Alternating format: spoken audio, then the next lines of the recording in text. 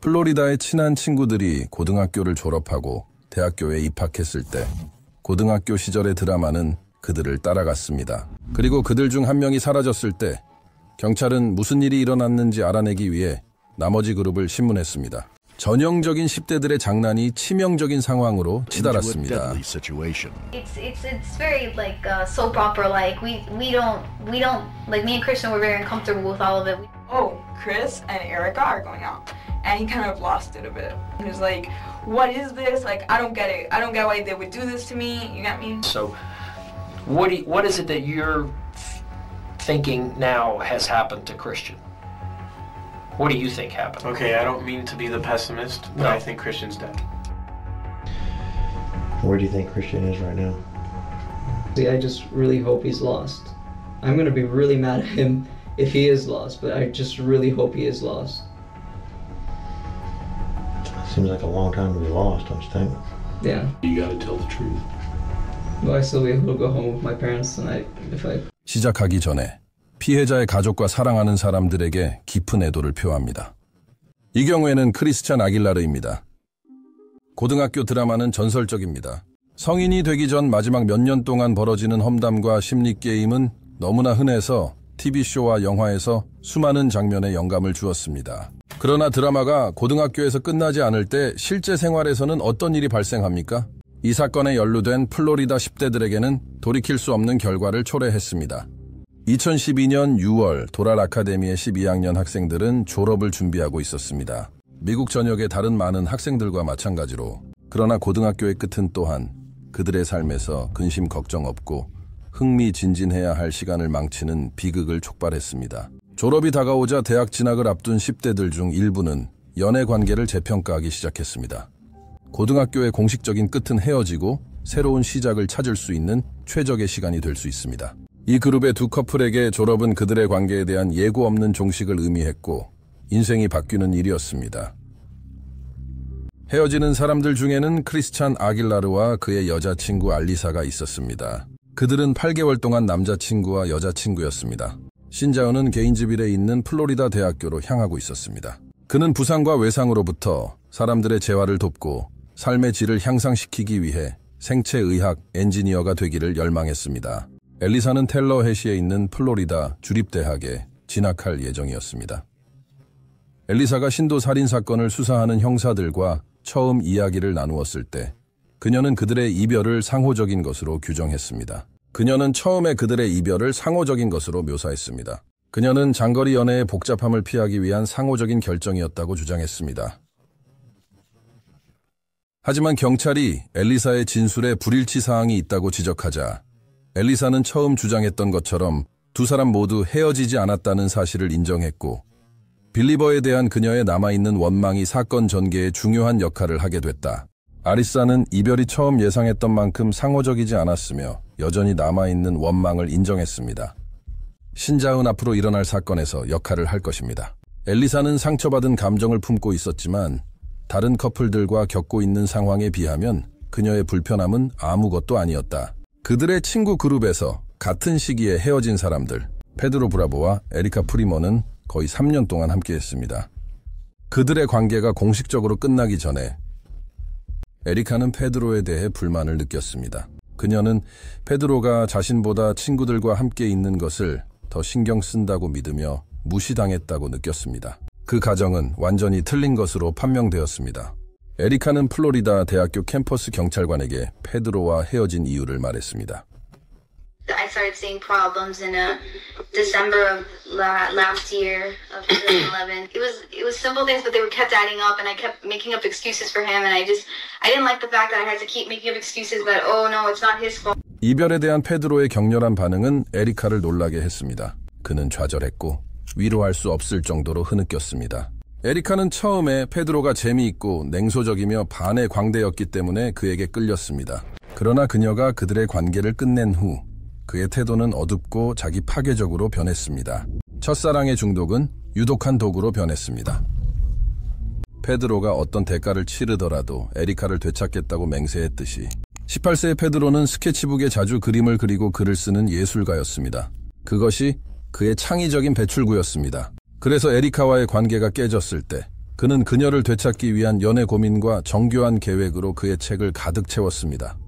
그는 에리카와 의사소통하는 방법과 시기에 대한 메모를 작성했습니다. 그리고 그가 무엇을 말할지 모든 세부 사항에 집착하며 생각했습니다. 그는 이러한 헌신의 시위가 에리카에게 그가 얼마나 그녀를 아끼는지 보여줄 것이라고 생각했습니다. 페드로가 플로리다 국제대학교에서 장학금을 받았고 원래 거기에 갈 계획이었지만 에리카와 다시 사귀는 것이 그에게 더 중요했습니다. 학교가 시작되기 직전에 그는 갑자기 개인지빌로 이사하기로 결정했습니다. 그곳에서 그는 에리카가 다니는 것과 같은 학교 인산타페 칼리지에 등록했습니다. 하지만 그는 그녀에게 그것에 대해 말하지 않았습니다. As you probably know by now, he only moved up here because of Erica. He decided to move here 2 days before classes started because he was visiting and he's like, hey, Erica lives here, I might as well stay to see if she'll take me back. That was his intention, so he wanted to be back in a relationship with Erica. Okay. So I guess that didn't work out the way he planned. Okay. She told him that the only reason, like, she didn't just break up with him because she was moving here. She also broke up with him because they weren't doing well. Okay. And now, how do you know that?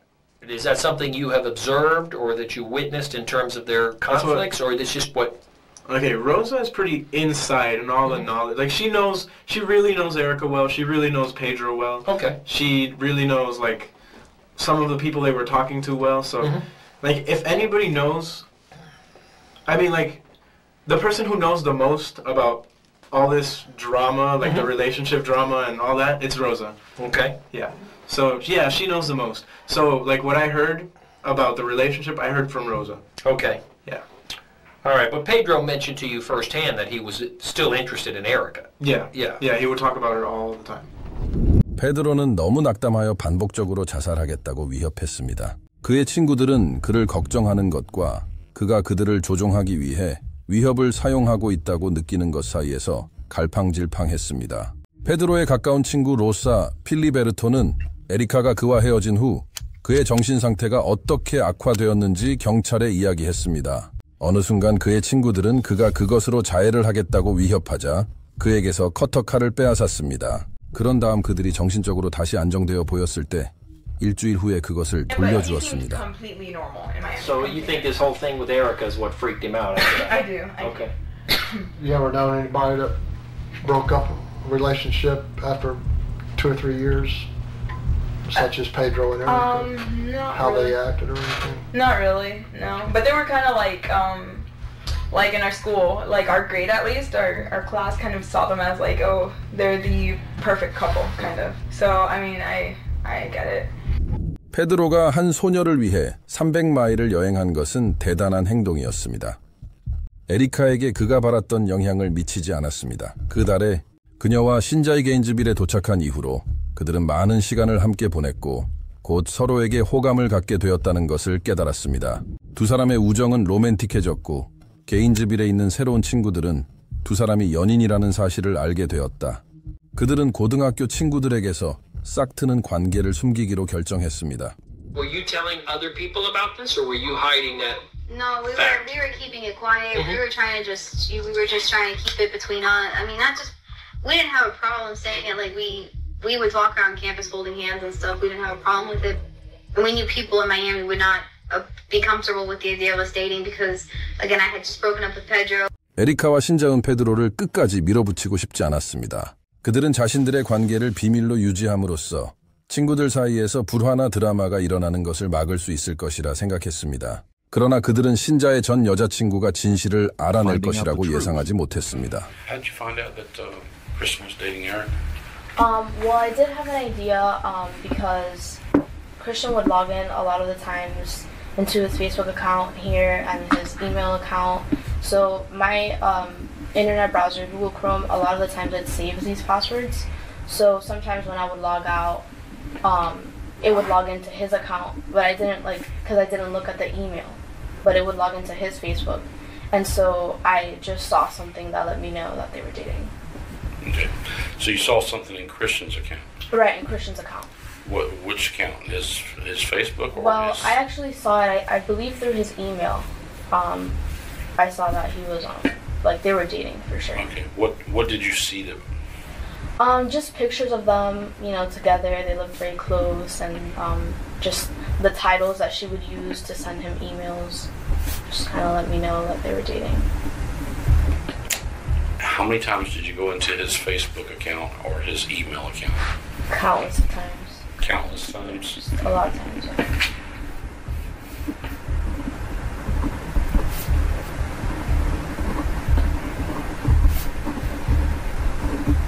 Okay, and did he know you were going in this account? I think he had an idea, but he would never change his password, so I mean, I just kept on. I was trying to see whether whether it was actually real, like whether they were really dating, because I was concerned and I was kind of upset about it. So I would like go in and check. Well, that was going to be my next question. If it was a mutual breakup and it was both of your ideas, I mean, why are you doing this? Well, I did still care a lot about Christian. I mean,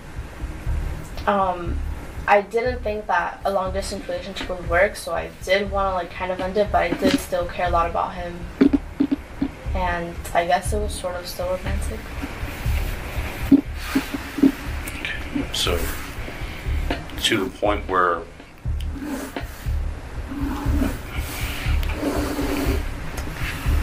so you find out that your ex-boyfriend is dating Erica, and you let Pedro know that he's dating his ex-girlfriend. Right. And then Christian gets killed. Well, I honestly did not think Christian would be in danger at all. I thought it was Pedro. That's why, well, I talked to Rosa as soon as I found out that Pedro was... First thing I did was tell Rosa, because I know she was close to him. I did not think Christian was in danger at all. I didn't think Pedro was such a violent person. I didn't know. Pedro in school was kind of to himself, kind of quiet, but when he did talk, he was very funny, and he was a nice guy. This was completely unexpected. Okay. To be honest, I really thought he was just gonna... I didn't think he was gonna go out and with someone else. Had I known that, I would have contacted Christian's parents. 개인집일에서 학교가 시작된 직후에 페드로는 마이애미에서 만난 옛 친구들과 함께 쉐보레 블레이저를 타고 플로리다 대학교를 지나가고 있었습니다. 신작을 포함하지 않고 그가 에리카가 걷는 것을 발견했을 때 그는 차를 세우고 친구들을 안에 남겨둔 채 신자에 대해 그녀와 맞서기 위해 갔습니다. 약 2시간 동안 지속된 대화에서 그는 알리사가 자신에게 보낸 두 사람의 사진을 그녀에게 보여주고 그들이 커플인지 물었지만 그녀는 그들이 단지 친구일 뿐이라고 주장했습니다. 에리카는 나중에 경찰에 페드로의 정신 상태가 불안정하다는 것을 알고 그가 자신을 해치는 것을 원하지 않았기 때문에 거짓말을 했다고 말했습니다. 그녀는 그의 폭력이 궁극적으로 안쪽이 아닌 바깥쪽으로 향할 것이라고는 상상도 할 수 없었습니다. 에리카의 계략은 실패했다. 페드로는 그녀를 믿지 않았습니다. 그의 마음속에서 알리사는 그에게 부인할 수 없는 증거를 제시했습니다. 신자은 그와 에리카가 다시 함께하는 데 방해가 되는 주요 장애물이었습니다. 그래서 그는 다음 행동을 계획하기 시작했습니다. 페드로는 신자과의 만남을 주선하기로 결정했는데 표면상으로는 분위기를 쇄신하기 위해서였습니다. 그러나 회의를 준비하는 단순한 행위조차도 고등학교 드라마의 분위기를 풍겼습니다. 페드로는 친구 로사를 중재자로 삼았습니다. There was I guess some kind of conversation between you and Christian. Yes. Text messaging. Well, and maybe even on the phone. Yeah. But can you tell me about all that? Okay. It started on the phone. It was Tuesday night, and he called me. Which Tuesday night? Tuesday before Thursday. Before he went missing? Yeah. Okay. Obviously before Thursday. And he called me and he was like, "Oh, Pedro's phone fell in a puddle of water. Can you get into can you get in touch with him? I don't know if you have friends that he's with or something, or maybe he's with you. Can you get in contact with him and tell him I can't meet him tonight?" And they were gonna meet on Tuesday night. Who arranged that meeting? I guess they did. I don't know. Oh, okay. I don't know who arranged it, but he was like, oh no, my test, it was supposed to end earlier, but now it's gonna end at 10:45, and it's too late to see Pedro. And I was like, oh, like I kind of teased him about it. I was like, are you scared? And he's like, yeah, I mean, this has to do with Erica. I am scared. And I was like, okay, I'll let Pedro know. And then I didn't text Pedro because I thought his phone had fallen in a puddle of water. Because Christian just told me his phone fell in a puddle of water. So I didn't text him, I Facebook messaged him. I was like, hey, are you on? And he didn't reply until like 2 hours later. He's like, yeah, what happened? And I was like, oh, I was just going to tell you that Chris can't meet today. And he's like, oh, yeah, I just came from the place where we were supposed to meet, and I was waiting for him. And I was like, oh, okay, cool. And then Wednesday, they were kind of texting through me because Pedro didn't want to text Chris. And Chris didn't want to, Chris thought that Pedro's phone was falling over the water. And Pedro didn't really want to text with him directly, so they texted through me. And that ended up, it was like, oh, where do we meet up, whatever. It ended up being, let's meet up Thursday at the hub at 2 o'clock. 페드로와 신자는 9월 20일 목요일 오후 2시에 플로리다 대학교 캠퍼스 내의 로컬 모임 장소인 The Hub에서 만났습니다. 보안 카메라에는 그가 카니에 웨스트 CD를 사기 위해 베스트바이로 가는 모습도 포착됐다. 그들의 신체 언어에서 특별한 것은 없었습니다. 페드로는 신자를 속여 거짓 안전의식에 빠지게 하여 자신의 차량에 태우고 살인 계획을 실행하기 위해 가능한 한 침착하고 위협적이지 않게 행동해야 한다는 것을 깨달았을 것입니다.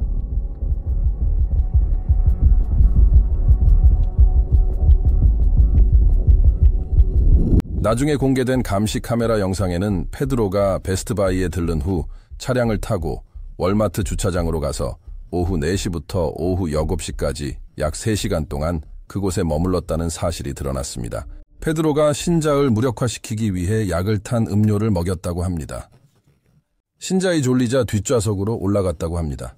경찰이 그의 블레이저를 수색했을 때 그들은 처방전 없이 구입할 수 있는 수면제 흔적이 있는 게토레이드 병을 발견했습니다. 그들은 그가 좌석 위에 겨닌 스트랩을 놓고 신자의 목에 감싼 다음 신자의 좌석에 무릎을 대고 기대어 그의 기도를 차단했다고 생각합니다.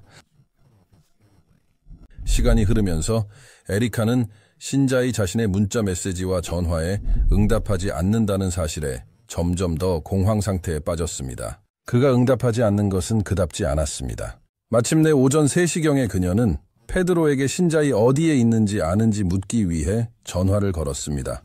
그는 몰랐다고 말했습니다. 에리카와 페드로는 신자의 실종을 신고하기 위해 함께 경찰서에 갔습니다. 페드로는 경찰에 전날 저녁 8시경에 집에 돌아왔고 밤새 아파트를 떠나지 않았다고 말했습니다. 그러나 경찰은 그가 몇 시간 후인 오전 1시경에 그곳에서 음식을 샀다는 것을 보여주는 맥도날드스 영수증을 발견했습니다. 형사가 이 정보에 대해 질문했을 때 그는 그곳에 갔다는 것을 잊었다고 말했습니다. 경찰은 인터뷰 동안 에리카와의 이별에 대한 페드로의 감정을 조사했습니다. So how do you feel about Christian and Erica dating? I'm okay with him. I know he's a good guy, and I know she deserves the best. And I know he's one of the people that be the I don't know, not nicest. I don't want to be like really cliche, but like someone that would protect her heart, like someone that'd be like that. Okay. What prompted the two of you to break it up? Things weren't working out. She wasn't feeling happy, so we ended it. And was that a mutual agreement? Well, for me it wasn't at first, but then I realized that it was more my fault than hers. Like she wasn't happy, and I'm like I understand. Like I wasn't putting enough forward, so I understand that you weren't happy, and like you're someone that deserves to be happy. So. 신자의 부모는 걱정으로 미쳐갔습니다. 그들은 그가 아는 것을 알아내기 위해 페드로에게 연락했습니다. 이것은 그들에게 매우 힘든 시간이었지만 페드로는 여전히 대화를 자신과 자신의 개인적인 어려움에 대한 것으로 만드는 방법을 찾았습니다. You talked to Chris's dad this morning, yes. Right? What was that conversation about again? How I'm like family to them, and how like don't worry, don't talk like that, so don't talk like that right now. So you talked to Chris's dad? Yes. Yes, because he knows what I'm going through. He knows I'm going through a rough time also. And he's like, don't talk like that right now. 캠퍼스 경찰이 페드로를 인터뷰하면서 그가 신자의 실종에 연루되었다는 의혹이 커지기 시작했습니다. 수사가 실종 신고에서 살인 가능성으로 바뀌면서 게인즈빌 경찰은 캠퍼스 경찰로부터 인계받아 페드로에 대한 자체 신문을 실시했습니다. 형사들이 페드로를 인터뷰하면서 그가 제공한 이야기는 계속 바뀌었습니다. 초기에 그는 자신과 신자인 뉴욕에서 태워준 히치하이커에 대한 정교한 이야기를 지어냈고 그 남자를 세심하게 묘사했습니다. 그런 다음 그는 신자과 논쟁을 벌이고 그를 차에서 쫓아내고 길가에 무사히 남겨두었다고 주장했습니다. 그런 다음 그는 차 안에서 신자의 얼굴을 한 번 때렸다고 말하면서 그 이야기를 수정했습니다. 그런 다음 그는 그 이야기를 수정하며 차 안에서 신자의 얼굴을 한 대 때렸다고 말했습니다. 마지막으로 그는 차를 세우고 차 밖에서 신자를 죽도록 때리고 그곳에 심하게 다쳤지만 여전히 살아있는 상태로 두었다고 주장했습니다. He was a really good friend, And you and wouldn't. I messed up, and like you because would not have done this. everything was right, like the moment it was right there, and I took advantage of it, and I shouldn't have taken advantage No, of it. you shouldn't. But like I can't go back and change that. Like No, I hit you him in the shouldn't. face, and I made him get out, and then But there's a And little they're make- more to that, and I think that you need to be honest about it. You need to tell me what else happened, because something else happened besides just that. Okay, something else happened, and you need to be honest with it, because if that's all that happened, he would have went somewhere, called the police to get his phone and to get his stuff. well, We know that he's not coming back, okay? I know he's not coming back. I've been doing this for too long. I've been doing this for 30 years. I know when somebody's coming back, when they ain't coming back, he ain't coming back. You know he's not coming back. No, you need to tell the truth. We can help you a little bit as far as if you can explain things. But just to find him in a couple of weeks and not be able to explain it, Pete, you got to tell the truth. will I still be able to go home with my parents tonight if I? I'm not going to lie to you and tell you that you can go home tonight. Okay, you know it's something that we got to work on. Okay, I don't want his family to not be able to do what they need to do. Okay, I don't want him to turn into a where they can't have a funeral. I understand. And I want you to help me. I understand. I can. Do you have a map, Google Map, by any chance? I can show you. I can show you where, like, What area? where I went to. I stopped the car. I got out, and then I started a small fight with him, Okay, and then where I at? left. What area? I mean, what part of the? Same. I've been explaining Right, this the same entire one? day. Same place. Okay, so right over by Stripes, by Home Depot, all that stuff. Yeah, I'm explaining it. Like I got into a small. It wasn't just me pushing him out of the car. It was like pushed him out of the car. Then, I got into an area. I pushed him out of the car. Then I got out of the car. Then I kept punching him, and I didn't like continue punching. It wasn't just savage. It was enough so I can see that he was okay, but he was not gonna get up for any time soon, sort of thing. And then I got in my car and left. And at that point, I made it over there and I turned off his phone, and there was a little part of me that was regretting it the entire way through. I'm sure you were regretting it the whole time. I mean, this was your friend, Yeah. but he pissed you off, and he's done some things to you over a period of time that hope, you. I really hope he's okay, because I when I left the scene, it was me I was just there and I was wailing on him, and I kept going until he I could see that he was okay, but he couldn't move anymore. Yeah. And then I drove away. Okay. Why don't me and you and somebody take a ride? Let's go see if he's still there. Okay. Okay. And you're gonna be honest and Yes. show me exactly where you Yes, left him. exactly where he was. I don't want his family not to be able to bury him. I understand. I just really Did hope- you I did you really- hit him with anything else besides your No. fists? No, it was just me. He's not I shot. had a stabbed. hammer. I had a hammer in the car, but I wasn't gonna use that. Okay, let's hang here and see. Do you have to go to the bathroom or anything? No, I'm good. Okay, just hang tight just a minute. Let me run to the restroom Okay. and tell them what we're doing. Okay. 경찰에 제시된 페드로의 사건 버전을 뒷받침하는 증거는 없습니다. 실제로 일어났다는 것을 나타내는 증거가 없는데 왜 그가 신자을 심하게 구타했다는 그런 불리한 이야기를 할까요? 아마도 어느 정도 그는 자신을 방어할 수 없도록 그에게 약을 먹인 겁쟁이가 되기보다는 친구에게 맞서 공정한 싸움에 참여했으면 좋았을 것입니다. 페드로는 로버츠 형사에게 거짓말을 해서 허튼 수사에 동행하기도 했습니다. 그들은 개인지비를 함께 운전하며 아마도 그가 교회를 떠난 장소를 찾고 있었을 것입니다. 로버츠 형사는 내내 오디오 녹음기를 작동시켰습니다. The main purpose of this is for you to show that it was a heat of the moment type thing and not something that was planned, so we can find him, get him home to his parents. So how beat up was he? Was he really bad? You wore him out, didn't you? His face got swollen. Yeah. I remember that. How long did you beat up on him? Good, I'd say 10, 15 minutes. 10 to 15 minutes. Yeah. That's a long time.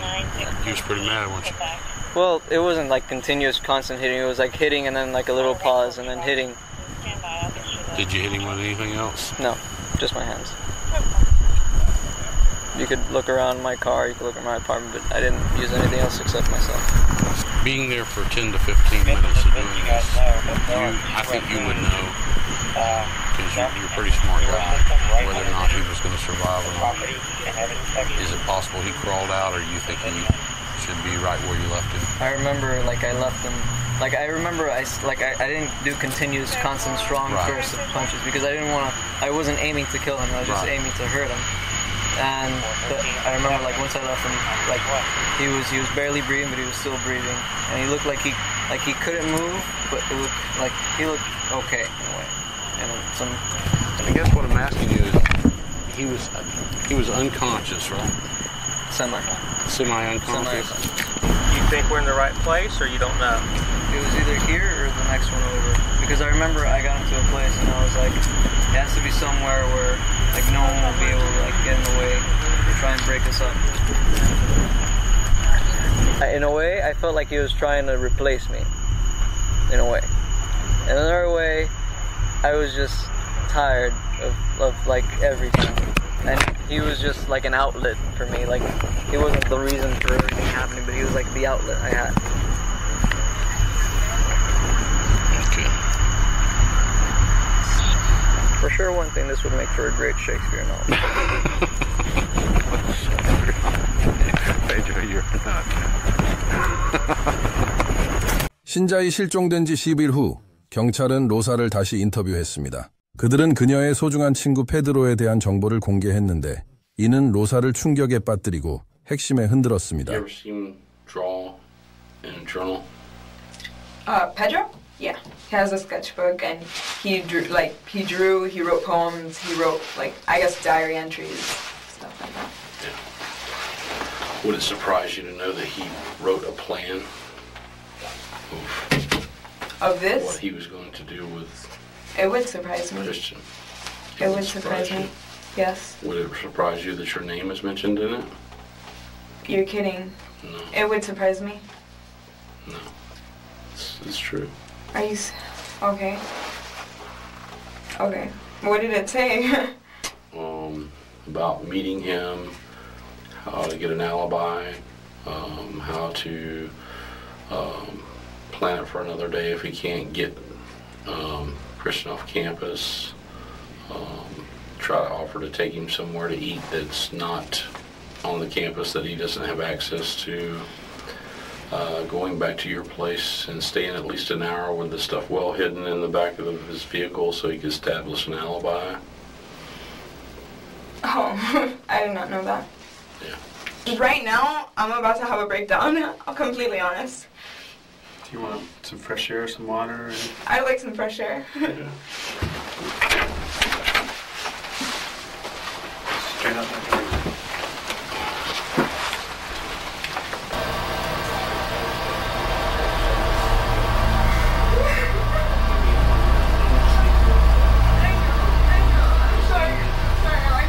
경찰은 수사 중 페드로에 대한 상당한 양의 증거를 발견했습니다.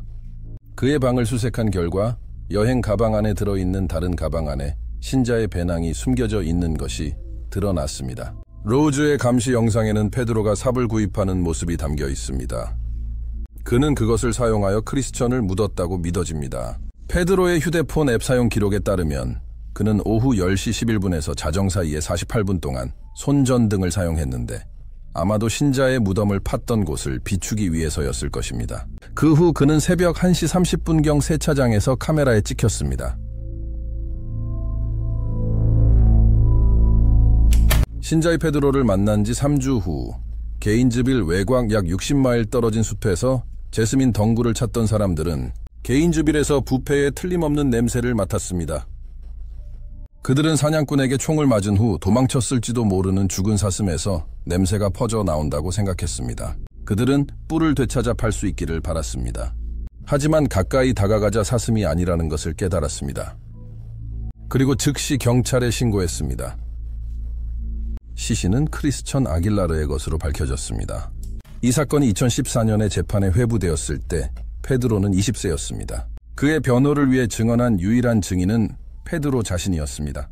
피고인이 자신의 형사사건에서 증언하는 것은 드문 일입니다. 자기 부재의 위험이 일반적으로 이점보다 크기 때문입니다.